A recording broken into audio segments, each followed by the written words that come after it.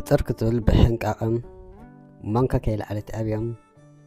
እምበር ከነፍስ ወከፍ ናይ ገዝኦም ነገር ካብቲ ዝደቐቐ ክሳብቲ ዝዓበየ ብሰራሕተኛ ስለ ዝስራ ህሳስ ልደ ስለ ዝኾነት ዝያዳ ሓለፋ እንዳትገብረላ ኣብዮም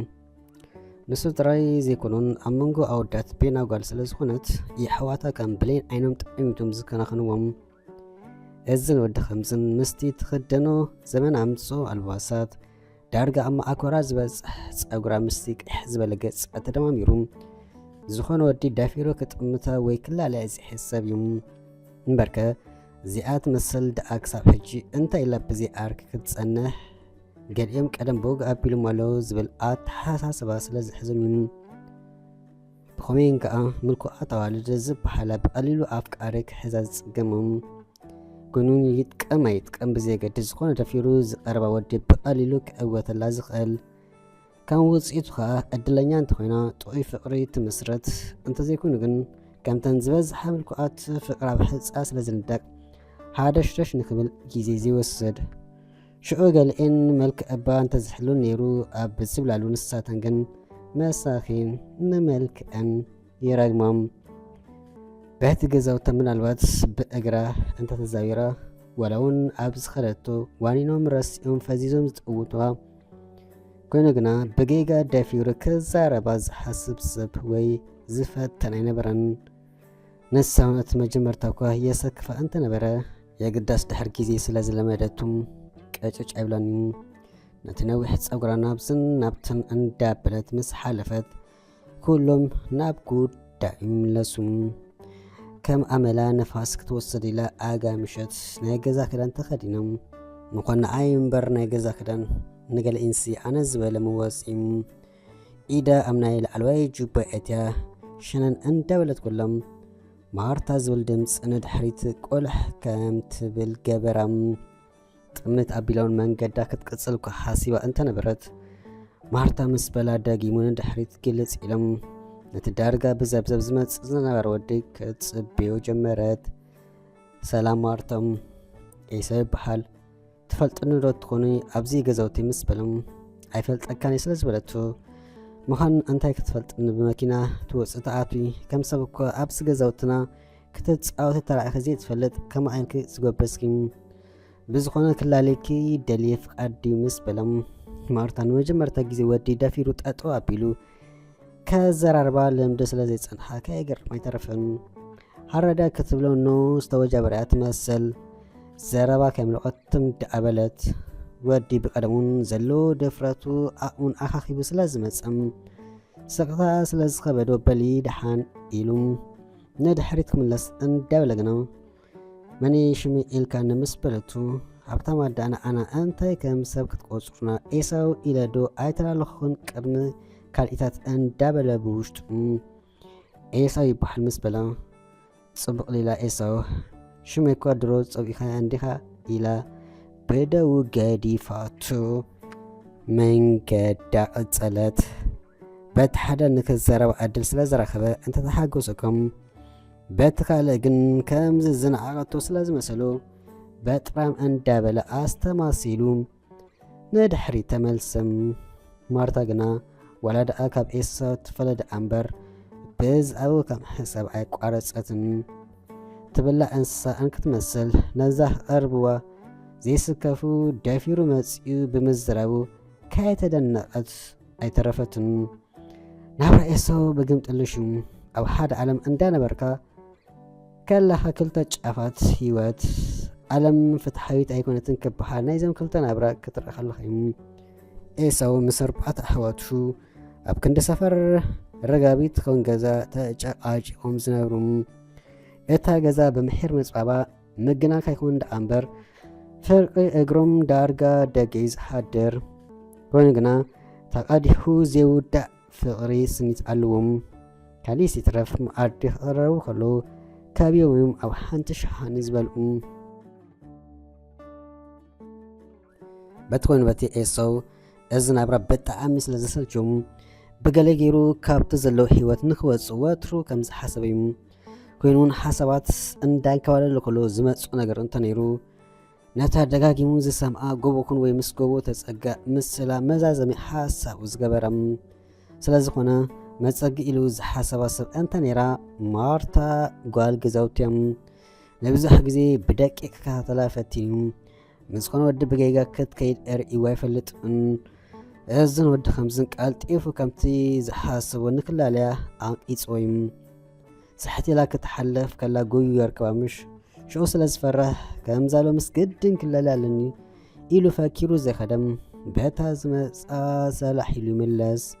ኮይኑ ግና መውዳእቱስ ድሕር ክንደይ ነፈጣሪኡ ዘሎ ድፍረት ክህቦ ለማሚኑ ክላለያ ዝኽኣለም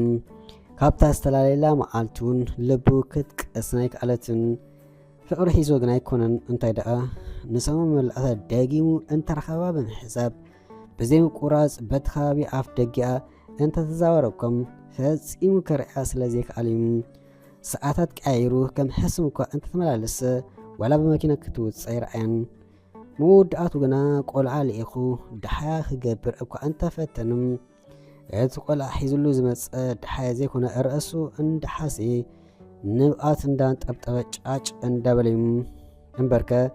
እቲ ምእባይ ሓዋ ካልኣይ ግዜ ማርታ ኢልካ ምስ ትመፅእ ካለ ክፅበካዩ መዘኻኸሪ ግን ኢሉ ኣጻብዕቱ ኣፂፉ ርእሱ ኮ ኣቢሉ ዘፋኖም ዋላ እኳ ሕርቃን እንተተሰምዑ ናይቲ ቆልዓ ርእሱ እንዳሓሴ ኣብ መፀፃ ከየሰሓቕ ኣይተረፈን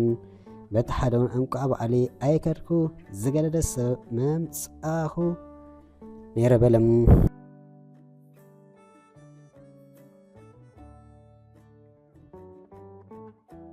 ማርታ ምስ ስድራኣ ካብ ከተማ ወፂኦም ንሰሞም መላእታ ክትዘር ቀንያ ንገዝኣ ምስ ተመልሰት እምበኣርዮም ናይ ኣጋጣሚ ኣብ መንገዲ ዝተራኸቡ ማርታ ከመይ ድሓንዶ ኣበይ ጠፊእኺ ቀኒኺ ምስ በሎም ሸበርበደ ከበለ ብዝተረጋገአ መንፈስ የማን ፀገም ቁልሕ ድሕሪ ምባል ድሓኒ ምስ ስድራይ ወፂቕኒ በጃኽ ሓዊ እንታርኢካ ንዓይን ንኣኻን ከጥፋእና ቸግዳ ኢላቱም ብደው ተብተብ እንዳበለት መንገዳ ገበረት ስድራኣ ብፍላይ ምእባይ ሓዋ ምስዝኾነ ወዲ ክትዘረብ ኣይደልን እዮም ናቶም ድሌት ምስ ከምኦም ዝኣመሰሉ ምስ ደረጃውን ክብሮም ዝኸይደ ሰብ ክትምርኣዩ ንሱ ጥራይ ዘይኮኑን ዝፈትዋ ቢኬር ናይ ገዝኦም ስለ ዝኾነት ወዲኣ ከይትሕምሸሽ ኣዝዮም ስለ ዝፈርሑ ብጣዕሚ እዮም ዝጥንቀቑሎም ኤሳው ሓዋ ገለ ኢልዋ ከም ዘሎ ስለ ዝተረድኦ ከቢደ ግድሊ ፅበ ከም ዘሎ ኣይሰሓትን ኮይኑ ግና ተስፋ ክቁርፅ ኣይደለየን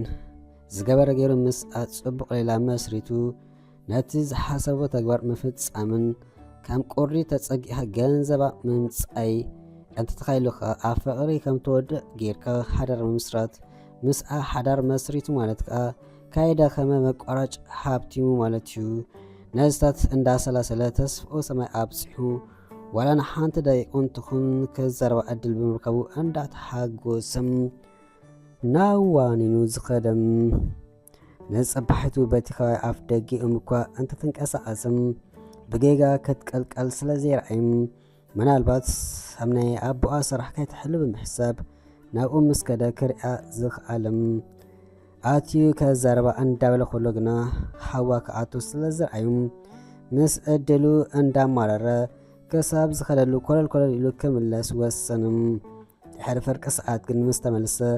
ቤና ስለ ዝፀናሕቶ ጠኒኑ ኣተወም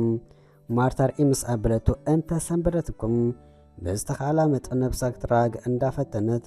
ሰላም ድሕሪ ምባል እንታይ ክሰማዕካ ክትብል ተወከሰቱም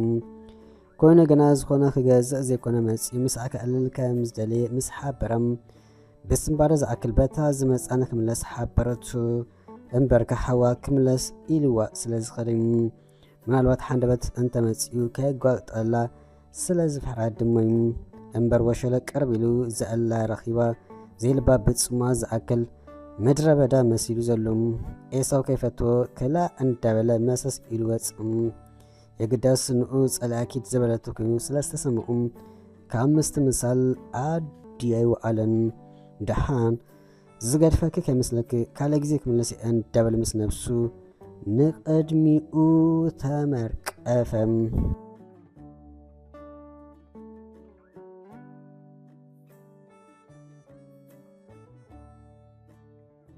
በቃ ካብዛ መዓልትኒኑ እድል ኣብ ዝረኸበሉ ኣብ መንገዲ ዲ ዋላ ናብቲ ደስ ክብላ ከም መዘናግዒ ትውዕለሉ ስርሓ እንዳኸደ ክዕልል ብዙሕ ፃዕርታት ኣካየድም ኮይኑ እንድሕር ክንደይ መንገድታት ስለ ዝተኸፈተሉ በብቁርብ እንዳተለማመዱ መፁ። ማርታ ንኤሳው ኣይፀልዐቱን ዕላላቱ ኣፍሲ ክድን ብጣዕሚ ተዋሳይ ኮይኑ ረኸበቱም። ነታ ብፅሟ ዝኣክል ዝነፀፈት ዲጋ መሲላ ዘላ ሂወታ ፀግዒ ኮይኑ ሓጎስ ፈልፊሉ ንክመልኣ ተመነየት። ክንዲ ዝኾነ ከዓ ብወግኢ መተዓልቲ ክኸውን ዝተወከሰቱም ንሱ ደኣ እንታይ መላልሲ ነይሩ እንዳበለ ኤሳው ብሓጎስ ተቐበላ። መጀመርታ ጊዜኡ ሻሂ እንዳሰተይ ክዕልሉ ኣብ ሓደ ካፈ ድሕሪ 5 መዓልታት ንቀዳም ተቋፀሩ።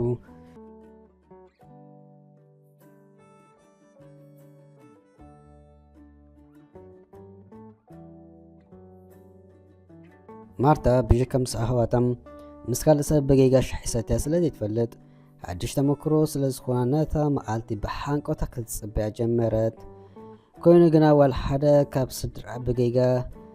ክርእዋ ከም ዘይብላ ልዑል ጠንቀቓ ክትገብር ከም ዘላ ምስ ነብሳ ዝተረዳድአት። መዓልትን ከልብን ከይፀዋዕኸዮም ይመፁ ከም ዝበሃል መዓልቲ ቆፀር እኳ እንታይ ኣኸልም እንተኾነ እንታይ ኣመክንያ ከም ትወፅእ هربت بلام نشمع قوصر حيزان بر نستستوال حدا ኣይተዳለወት ዝነበረት ተሓስብ ድሕሪ መፅና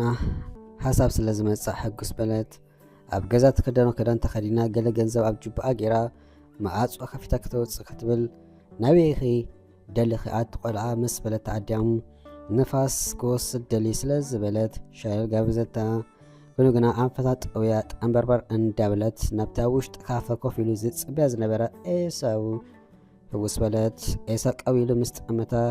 ተሓቢኣ ከም ዝመፀት ክግምት ኣይትፀገመን። ብጎቦ ልባጣት ጥዕሙ ንኻቢ ሰዓት ዝኣክል ክዓልሉ ድሕሪ ምፅናሕ ገድን ክኸይድ ኣለኒ ስለ ዝበለቱም